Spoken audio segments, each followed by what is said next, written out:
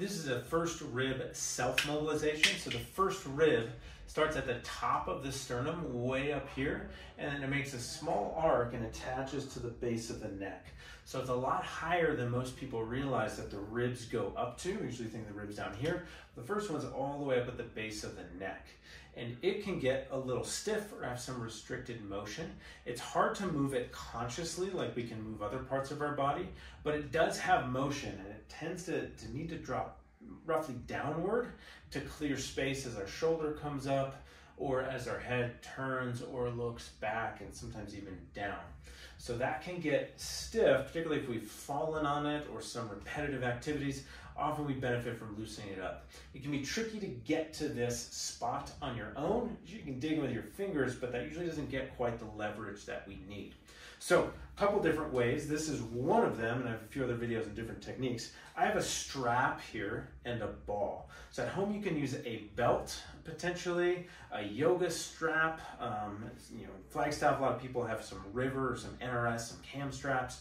It helps if it's an inch and a half, 2 inches wide, but you might be able to make do with something narrower. So hunt around the house, I bet you have something.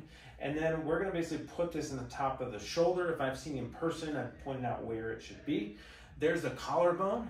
There's kind of a soft, nervy area just back behind that. We don't want to push there.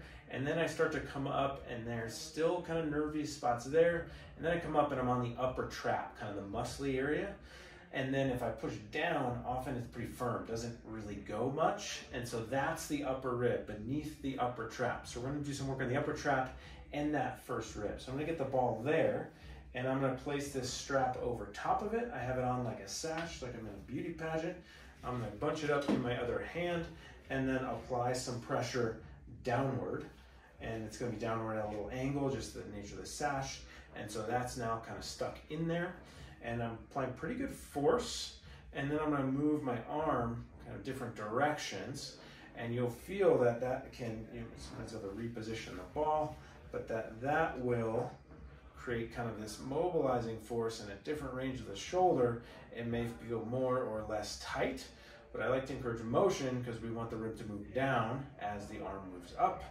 If you're having some neck symptoms, you can also kind of look to the side and look up, and sometimes that can clear any catching or pinching that you might get at end range from the rib not clearing and getting down out of the way.